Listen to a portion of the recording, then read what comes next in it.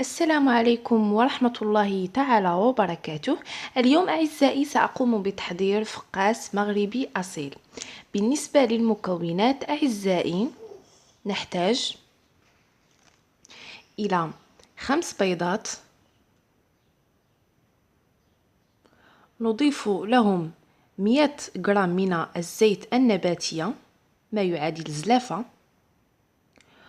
و250 جرام من السكر الخشن ساندة، وملعقة كبيرة من النافع أي اليانوس المطحون، و100 جرام من السمسم أي الزنجلان، و125 مليلتر من القشدة الطرية،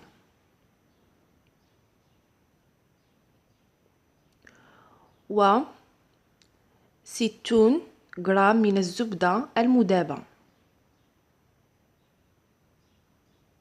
نقوم بخلط جميع المكونات. بعد انسجام جميع المكونات نضيف 100 جرام من اللوز.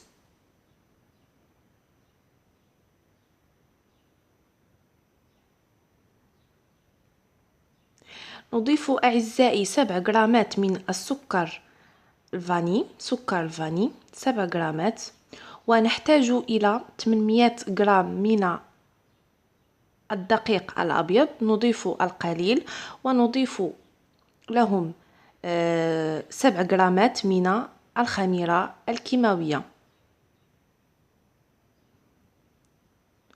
ونقوم بمزج جميع المكونات.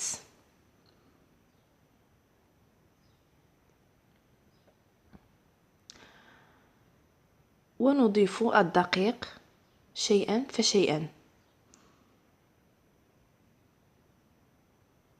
حتى نحصل على عجينة متماسكة. أستمر في جمع العجين. كما ترون أنا وضعت 800 جرام من الدقيق الأبيض، وهذا كافي. وأقوم أعزائي بمزج الدقيق مع المكونات.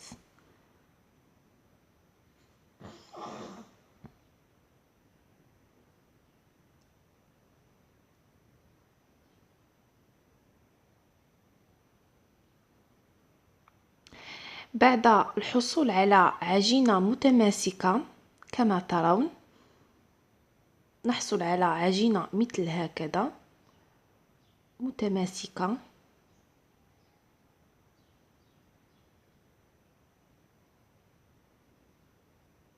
بعدها أعزائي أقوم بتقسيم العجين إلى 4 كرات. أقوم بتقسيم العجين إلى 4 كرات. كما ترون قمت بتقسيم العجينة إلى 4 كرات. أخذ إحدى الكرات وأقوم بهذه العملية كما ترون على الشريط.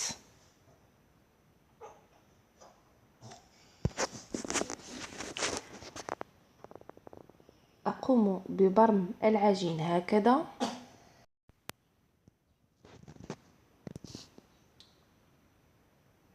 أستمر في البرم وتسوية العجين كما ترون.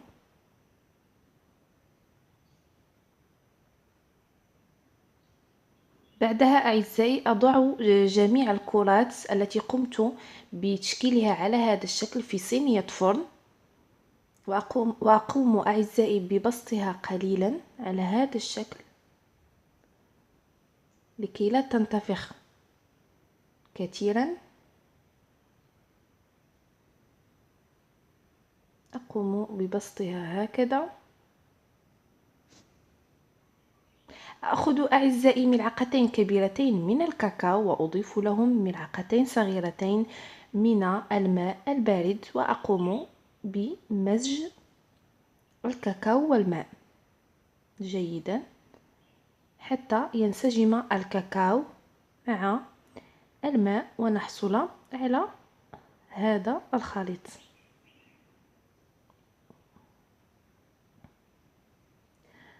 بعدها أعزائي بعد الحصول على خليط بهذا الشكل أخذ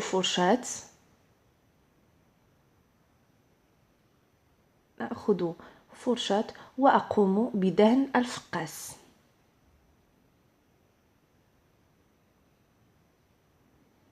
أقوم بدهنه جيدا.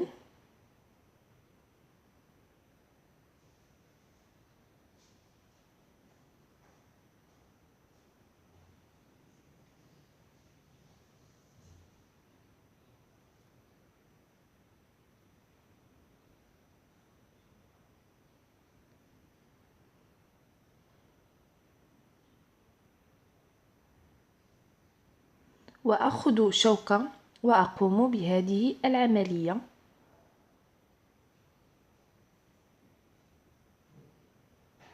هكذا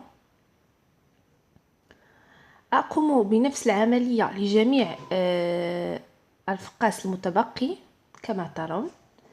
بعدها أعزائي أقوم بتسخين الفرن على درجة 180، وأدخل أعزائي صينية الفقاس إلى الفرن مدة 20 دقيقة، فهي كافية لكي ينضج من الداخل. الأساس هنا هو أن ينضج من الداخل. بعدها أعزائي نخرج الصينية من الفرن كما متبين في الشريط، وأخذ أعزائي منديل وأقوم بتغطية الفقاس مدة ليلة كاملة أو على الأقل 6 ساعات، ومن الأفضل أن يبقى ليلة كاملة.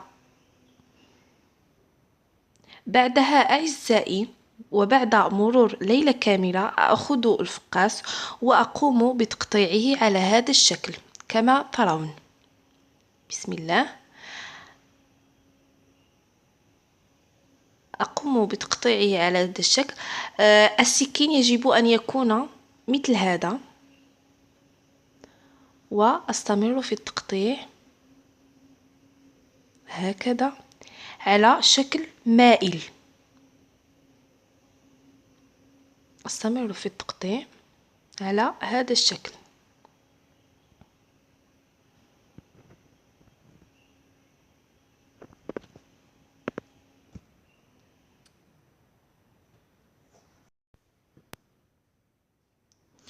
النتيجة تكون مثل هكذا. وإن أحببتم أعزائي فيمكنكم التقطيع على شكل آخر، شكل مستقيم هكذا.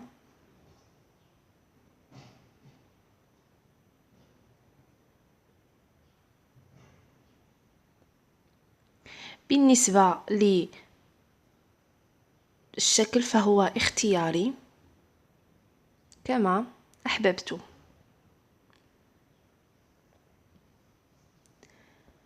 بعدها أعزائي أدخله للفرن وأتركه حتى يتحمر من كلتا الجهتين. أدخله لمدة 20 دقيقة على حسب الفرن، والمهم هنا هو أن يتحمر من كلتا الجهتين كما هو متبين. أتمنى أعزائي أن ينال إعجابكم، وإلى وصفة مقبلة إن شاء الله، ولا تنسوا الاشتراك في القناة ليصلكم كل جديد.